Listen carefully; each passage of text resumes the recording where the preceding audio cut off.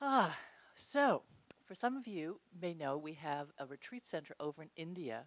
And for those of you that are relatively new, I'll just do a quick history of our Fire Mountain Retreat Center in Nimboli.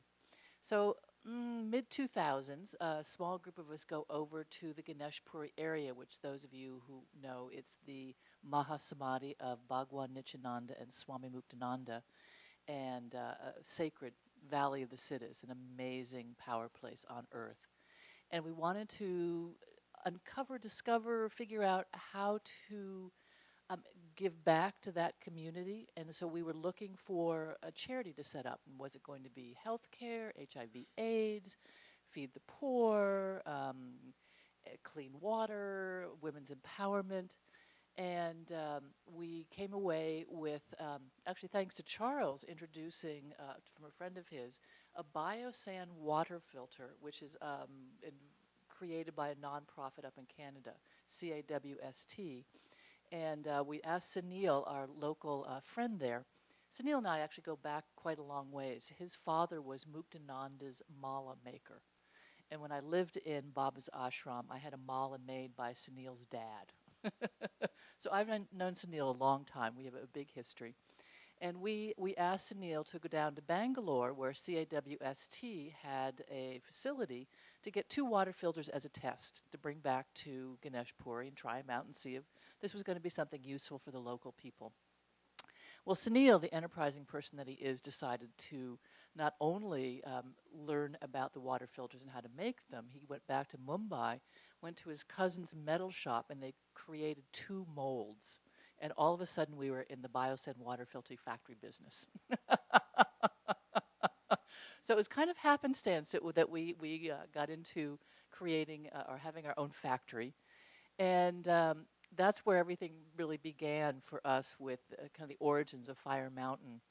As we ended our trip, Sunil was saying, well, there might be some property for sale in this area. And so Mark said, wow, okay, check things out for us and report back.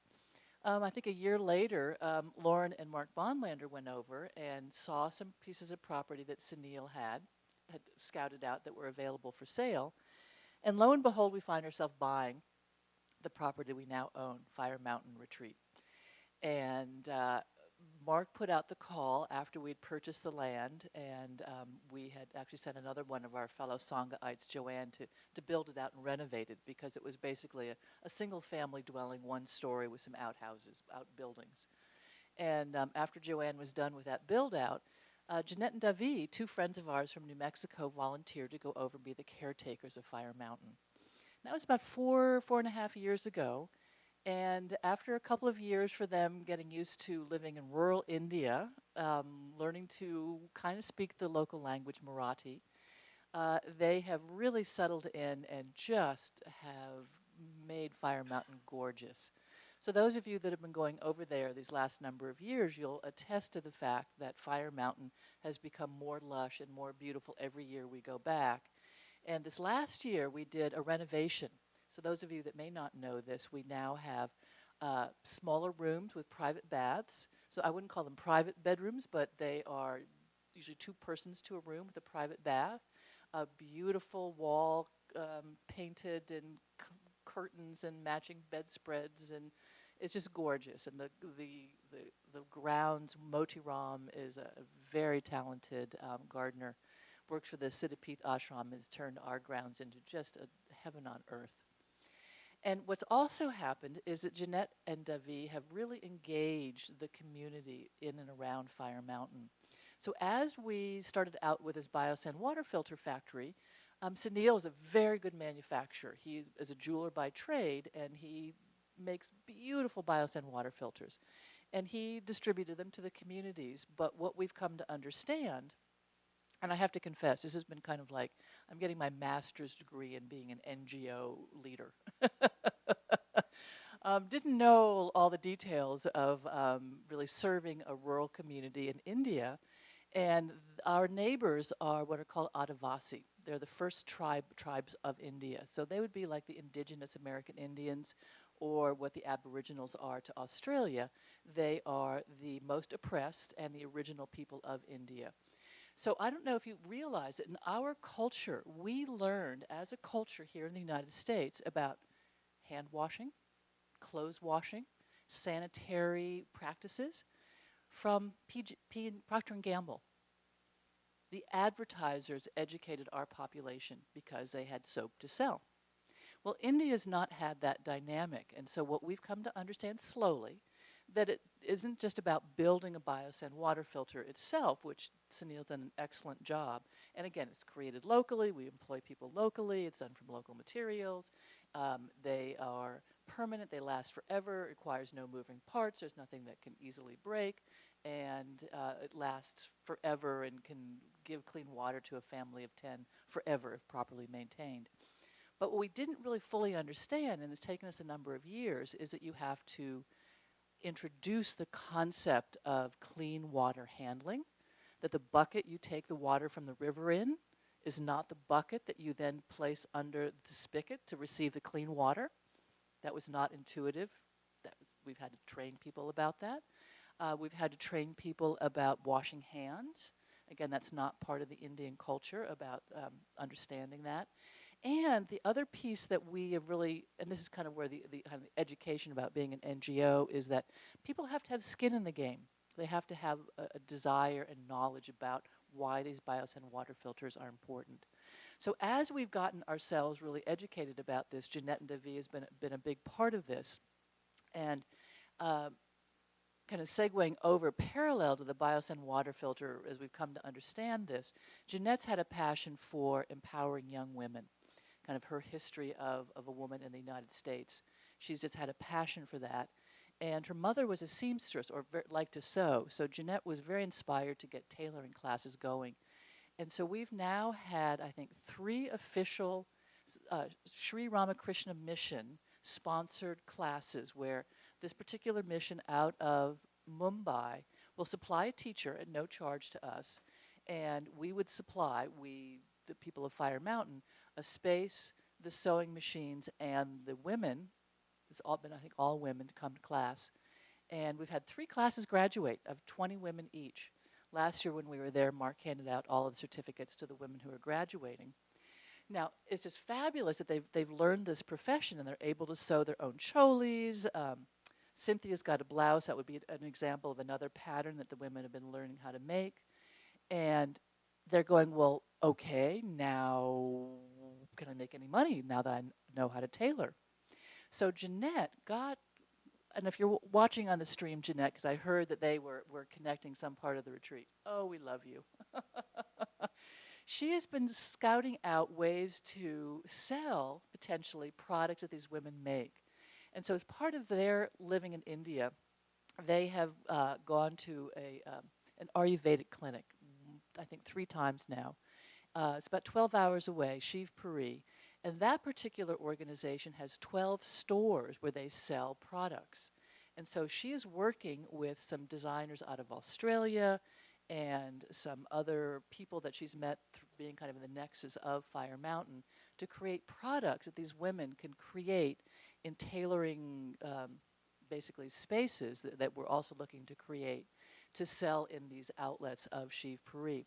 Also, parallel to this, Jeanette has set up, for those of you that were there last year, you were introduced to Padukas, our new store at Fire Mountain that will sell some of the products.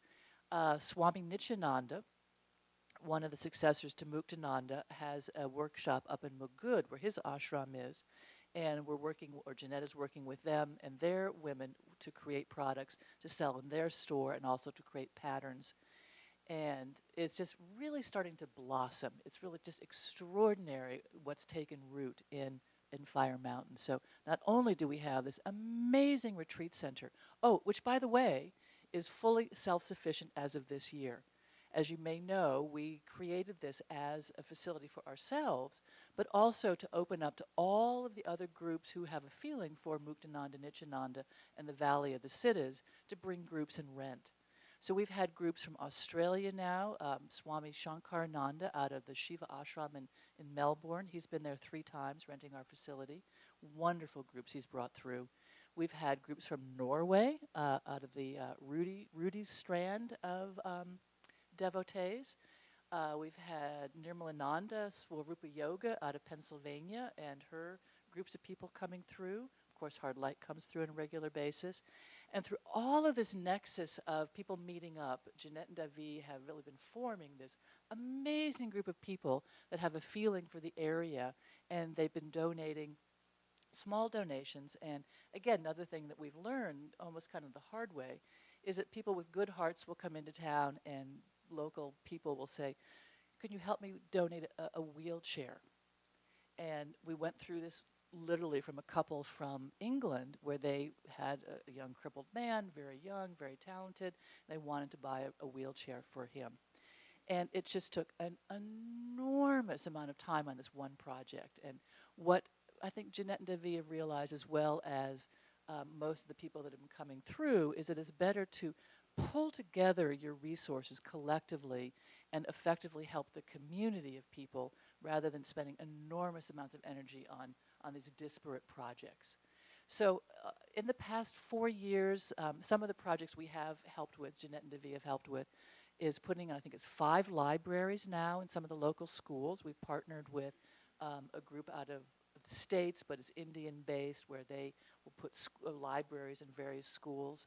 Dahvee got very inspired to do organic gardening, and so he put together 5,000 papaya and broomstick plants, which we gave away. And oh gosh, what are some of the other just amazing efforts. But what we're doing now, or Jeanette and Dahvee are doing with our help, is to focus. I'm going to get to that, yeah. Is to focus our efforts in giving, and that has really become what we've realized is important, and that's what I'm sure Mark Bonlander's mother would agree with, that she's a very qualified person helping to run some of the biggest NGOs in the world, is that you've got to be targeted and specific and organized. And we're really, after 4 years, have got kind of our graduate degrees in how to run an NGO effectively, and not to kind of just go out there and give some money, do a project, and then walk away, but to have it be part of an overall plan. So what we learned with the plant giveaway is that, again, people have got to have skin in the game. So we've just negotiated, Dahvee has, with our neighbor to lease at reasonable prices, because the other thing is they see Westerners and they think ka-ching, ka-ching, ka-ching.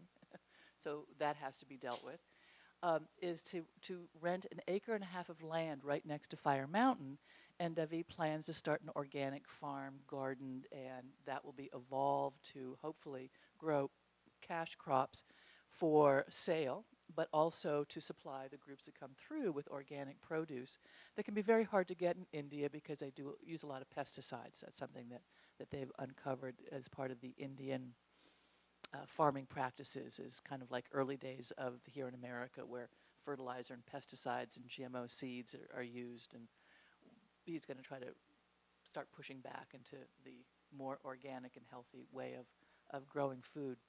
But anyway, it's just a wonderful blossoming of what we have going on, starting out, gosh, I guess it was 2005 when we first made our trip over there, to just the groups from around the world coming together, and Jeanette and Dahvee being the focal point of bringing tailoring classes. They also have uncovered or discovered these resources in India, and we'll have these gatherings of some of the young people in town to talk about the vocational schooling. So we, through the donations of people from around the world, put 4 women through school, and we're now hiring them to come and educate the villagers about BioSand water filters. So a year ago, we knew we had to go back and kind of remediate our BioSand water filter to the 1,300 we've distributed, and really re-educate people, or really educate them. And so we hired 12 young men from all the various villages and brought them into Fire Mountain, had a video made that we translated into local dialect and explained how they worked and trained them, sent them back into the field, only to discover that it's the women who handle the water, and they will not speak to even the young men of their villages about BioSand water filters. So we're still learning. Okay, we came to understand that last year. And again, through serendipitous, circuitous meetings that Jeanette and Dahvee have had as they've traveled around India, we've come to hire this amazing person. He has his master's in NGO world development. His name is Subhash. Do I have that right, Cynthia? And Subhash has been the magical person that we've been missing. He not only speaks English and Marathi and Hindi, he has had his degree in how to run NGO and engage people in the community. And he was the one who finally explained to Jeanette and Dahvee, us, that the women aren't going to speak to the young men about water. That's just not going to happen. So the 4 women that Jeanette was able to raise the bus money to send into the Sri Ramakrishna mission in Mumbai, they've now graduated, and we're hiring all 4 of them, and they're going to be the basis of our field representatives to go out into the villages where we have BioSand water filters and educate the women and answer their questions about BioSand water filters. So after all these years it's taken us to get to this point, I just want to share that with you, that it's just been this amazing journey, and Jeanette and Dahvee have done this amazing job, and Fire Mountain is just blossoming and growing and becoming this international hub.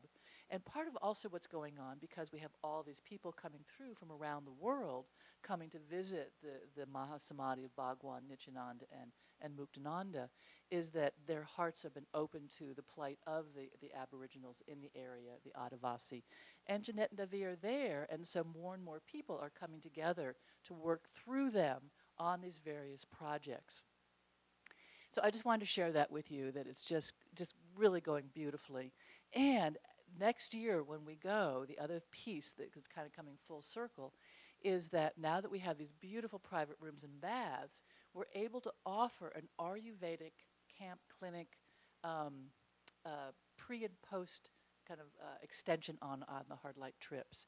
So keep that in the back of your mind. More information will be forthcoming, that when we have our next trip, which Mark will be talking about this weekend, scheduled for India, I think we have, it's before the hard light trip is, that they've scheduled an Ayurvedic camp. So if you want to go a few days early, you can have a full-on, absolutely authentic Indian Ayurvedic cleanse that apparently is to die for. Cynthia, you've had some Ayurvedic work done. Yeah. And Jeanette and Dahvee have done it like 2 or 3 times, and theirs have been like 2 weeks, 3 weeks, 4-week cleanses. I mean, they're really quite extraordinary. And so we're going to be offering that at Fire Mountain.